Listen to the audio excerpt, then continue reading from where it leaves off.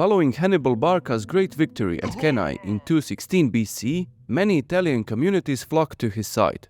In the midst of the greatest crisis facing the Republic, the stubborn Romans refused to surrender. Slowly but surely, they raised new legions, fortified loyal towns, and secured their positions in Italy. The strict policy of avoiding Hannibal's main force, championed by Fabius Maximus even before the disaster, was now fully embraced by all Roman generals. Romans started besieging rebellious towns, but as soon as the Punic force arrived, they would disengage, only to resume the blockade once Hannibal turned to the other side. Unable to force the Romans to meet him in battle, the Barcid general was gradually losing ground. The defection of Capua, the second largest city in Italy, was a heavy blow to the Roman morale. However, Capua was recaptured in 211 BC, and the pendulum of power was slowly swinging back towards the Roman side. With the loss of their main ally in Italy, Hannibal was on the back foot, and many Italian communities decided to abandon his cause. Those who surrendered voluntarily were treated well by the Romans, while those who were taken by an assault experienced the worst of Roman wrath. In 210, the Romans sent two armies into Apulia. One under the consul Marcus Claudius Marcellus was besieging Salapia, while the other under the proconsul Gnaeus Fulvius Centumalus moved in to blockade Herdonia. Salapia was betrayed from within and quickly captured. Following this victory, Marcellus advanced into Samnium, leaving Centumalus isolated in Apulia. The proconsul was then surprised by Hannibal's main force. In the Second Battle of Herdonia, Hannibal killed Centumalus, 11 out of the 12 military tribunes, and most of the Roman army. The survivors escaped into Samnium, meeting up with Marcellus. Although Hannibal did occasionally defeat small Roman armies, this represented only a tiny part of the combined force serving in Italy. Hundreds of thousands of men were deployed across southern Italy, and the Punic general could not cover the whole peninsula simultaneously. In 209 BC, Quintus Fabius Maximus was elected consul for the fifth and final time. He would get the opportunity to retake the other important town in the south. Ever since Tarentum was captured by Hannibal in 212 BC, a Roman garrison remained within the citadel. The garrison was well supplied by the Roman navy, which fought several hard battles to break the blockade of the harbor. A detachment of Bruttian soldiers stationed in the city decided to betray the Carthaginians and sent word to Fabius. While Hannibal was engaged with Marcellus outside Canusium, Fabius marched in secret to southern Italy. When Fabius launched an attack on the city, the group of Bruttian soldiers helped his men climb the walls. Once inside Tarentum, the Romans killed indiscriminately, easily overwhelming the Punic force. An immense booty, along with 30,000 slaves, was taken from the city. By the time Hannibal arrived to aid Tarentum, the siege was already over. For his victory, Fabius Maximus was awarded the second triumph of his career. Already in his 70s by this point, Fabius would never again lead the Romans in battle. Although initially shunned by a large majority of Romans for his cowardice back in 217, by the end of his career he was seen as the savior of Rome. His nickname Cunctator, meaning the delayer, first given as an insult, was now a point of pride for the old general. With each passing year, his strategy of avoiding pitched battles with Hannibal was bearing fruit. The final years of his political career were marked by opposition to the young Scipio Africanus, arguing against his planned invasion of Africa. Although his early career is not recorded, he most likely served in the First Punic War, being around 16 when the war broke out. Like many other Romans of his generation, Fabius spent the better part of his life embroiled in this conflict for the supremacy of the Western Mediterranean. Fabius fell ill and passed away in 203 before he could witness the final victory on the fields of Zama and the surrender of Carthage. Following the fall of Tarentum in 209, one of the Samnite tribes, the Hirpini, and the Lucanians surrendered to Rome. They were reprimanded by the Senate but were not punished for their disobedience. The Bruttians, the last defectors still loyal to Hannibal, were offered the same favorable terms. However, although some nobles wished to accept, others remained hesitant. The Romans were gradually winning this war of attrition, but not all communities could bear this continuous strain on their manpower. 12 of the 30 Latin colonies, forming the core of the Roman network of allies, declared that they could no longer sustain the war effort. This was not a sign of disobedience from the Latins, but rather a stark reminder that this war could not continue indefinitely. The remaining Latin cities, fearing retribution from Rome, promptly reiterated their willingness to continue fighting. In 208, Marcellus was elected consul for the fifth and final time. This came only 2 years after his previous appointment, showing that the Romans had completely abandoned tradition in favor of a more pragmatic solution. He and his colleague, Titus Quinctius Crispinus, fielded large armies in southern Italy. While on a reconnaissance mission, the two consuls, accompanied by some 200 horsemen, were ambushed by Hannibal's Numidian cavalry. Marcellus was killed in the initial assault, while Crispinus was mortally wounded. The loss of two consuls in a single skirmish was a heavy blow to Roman morale. Hannibal treated the body of one of his greatest adversaries with respect, allowing him a proper funeral. He sent his ashes in a silver urn back to Rome. He did, however, try to exploit this situation and recapture Salapia. He used Marcellus's signet ring to send a sealed message, instructing them to let him into the city. 600 Roman deserters, still wearing their uniforms, marched to Salapia. However, before Crispinus died, he sent messengers to all nearby towns, informing them of the recent events. When the deserters entered Salapia, the gates were shut behind them and they were slaughtered. Ever since Hannibal crossed the Alps, he hoped for reinforcements to aid his efforts. Although one small army did arrive from Carthage in 215, he was hoping for fresh troops from Iberia. He left his brother Hasdrubal in charge of the Spanish forces with orders to follow him to Italy.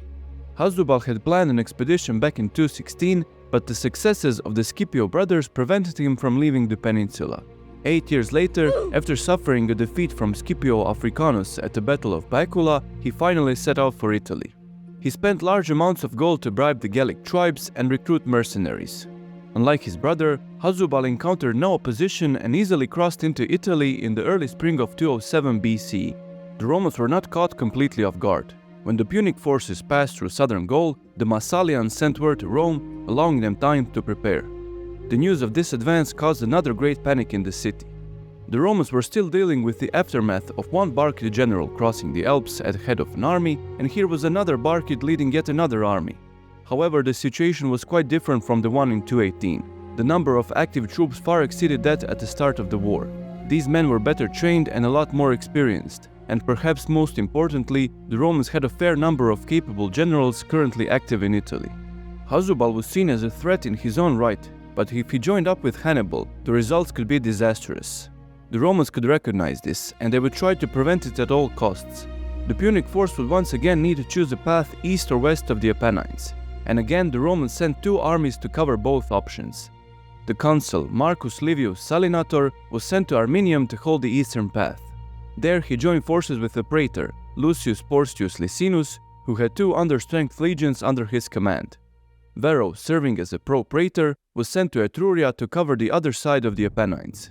Meanwhile, the other consul, Gaius Claudius Nero, was stationed in the south, shadowing Hannibal's movements.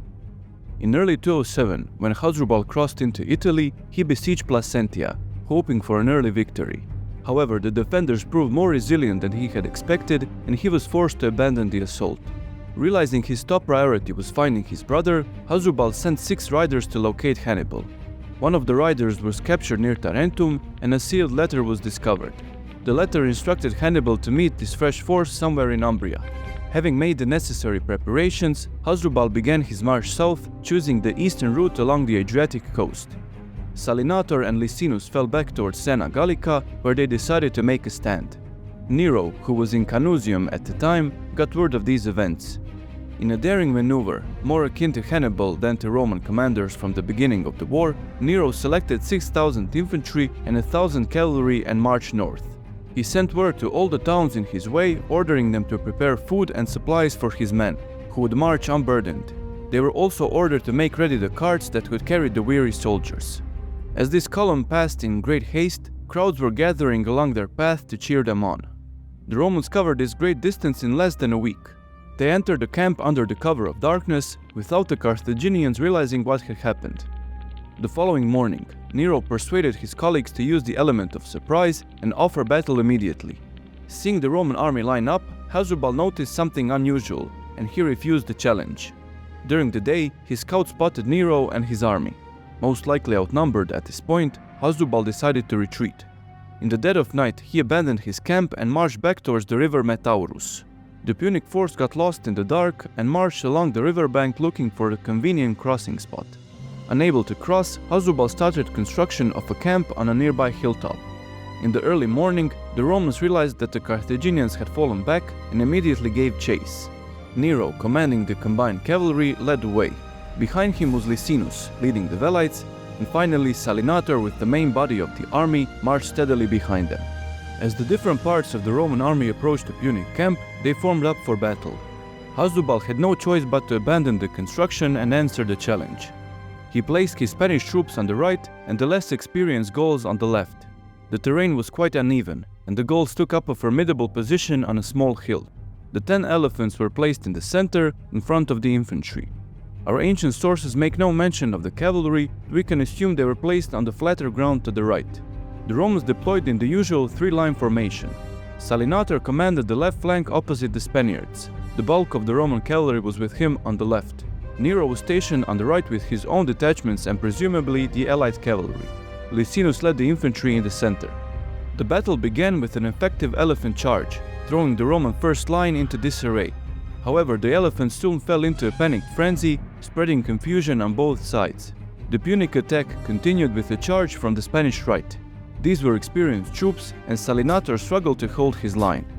Nero, unable to assail the Gallic forces, gathered some of his men and wheeled around the Roman line, attacking the Punic right. Surprised by this sudden onslaught, the Carthaginian forces collapsed into a full rout.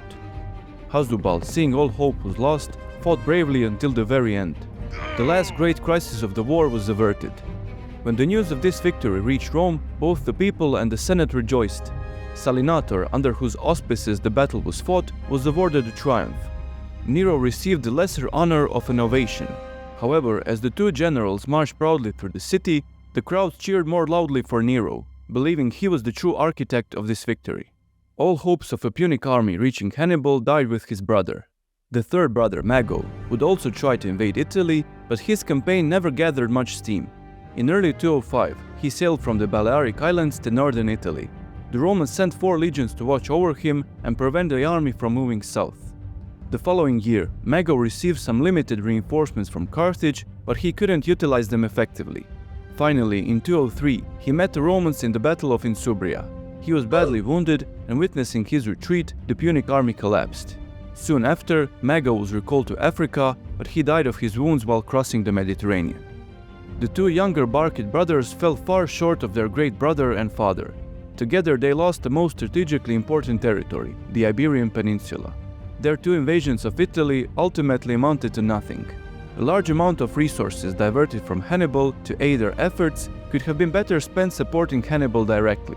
The Carthaginian failure to realize this might have given the Romans the chance to recover and finally strike back. We should now turn back to Scipio Africanus. In just 4 short campaigning seasons, Scipio achieved complete victory in Iberia. He returned to Rome in 205. As soon as he left the peninsula, Spanish tribes started rebelling against Roman rule as they were loyal to Scipio personally. However, the young general didn't care, as he had his sights on a far greater prize. Although he commanded Roman armies with remarkable efficiency, Scipio was still only a private citizen. As such, he was barred from entering the city before relinquishing his imperium.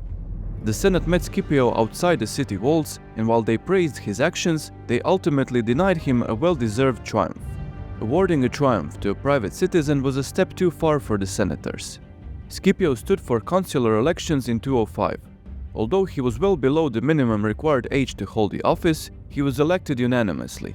His old friend, Publius Licinius Crassus, was elected the second consul. The consular provinces for the year were southern Italy and Sicily. Considering Crassus was the serving Pontifex Maximus, he had to remain in Italy, meaning Scipio was assigned Sicily. This played right into his hand, as he had already announced his intentions to launch an invasion of North Africa. Scipio faced some opposition from the Senate, most notably from Fabius Maximus. Fabius was old enough to remember the last Roman invasion of North Africa, when Marcus Atilius Regulus crossed the Straits of Sicily back in 255 BC. This failed expedition prolonged the First Punic War for another 10 long years. Additionally, Hannibal was still leading an undefeated army in Bruttium. The Senate feared that Scipio, amidst all the popular support, could persuade the popular assembly to pass a law assigning him the province of Africa. This move would be legal, but entirely unprecedented. The Romans would not be ready for such a political crisis for another 100 years, and Scipio agreed to take Sicily with an explicit permission to cross into Africa. Although the war in Sicily had ended in 210 with the capture of Agrigentum, 2 veteran legions were still serving there. These were the survivors from Cannae, who were forced to serve as a punishment for that great disaster.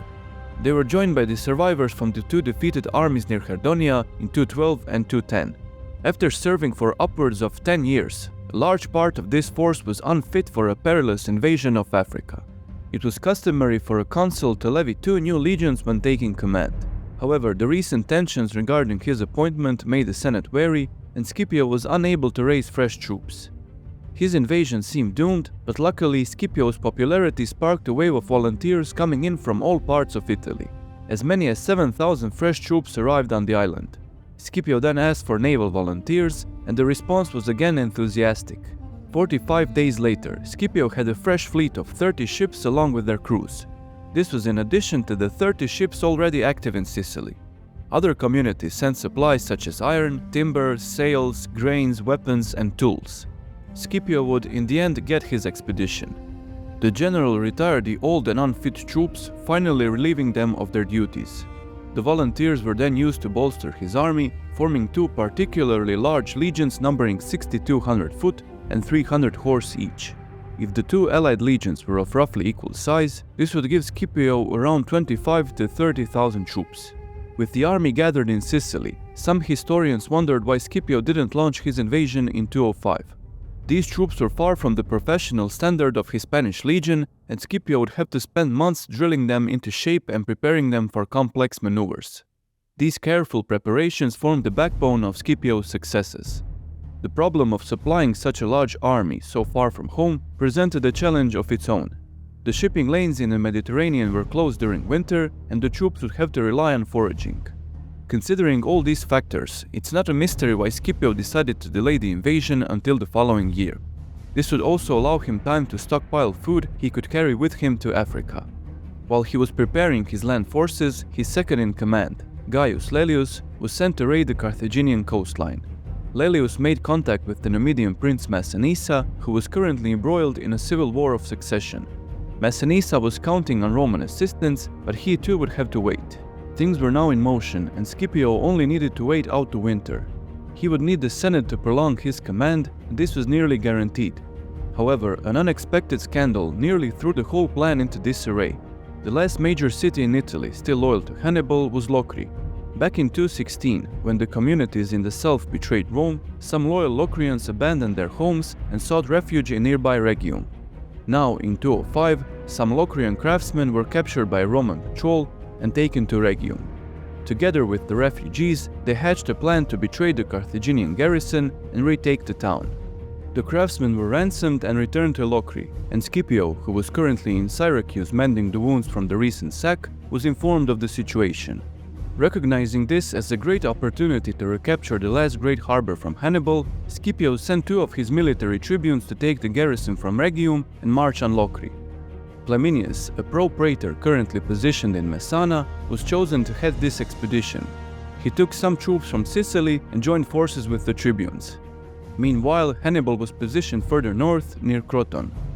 As a side note, Hannibal left a memorial to his campaign in the Temple of Hera near Croton. Although this memorial is lost to history, it's believed that Polybius used it as a source for the number of troops at Hannibal's disposal during the early stages of his march to Italy. These accounts have survived, providing us with fairly accurate information on those early years of the war. Returning to the attack on Locri, the Romans managed to take the city with the help of the craftsmen. However, the Carthaginian garrison fell back to the safety of the citadel. Both generals acted quickly after receiving news of the attack. Hannibal marched south, and Scipio boarded his ships with a small force and set sail for Locri. Hannibal arrived first, but his attack was unsuccessful. This allowed Scipio enough time to reinforce the city. We are told that the Punic force didn't notice his arrival. In the early morning, Scipio sallied out of the city, surprising Hannibal. Unwilling to risk further losses, the Carthaginian general withdrew.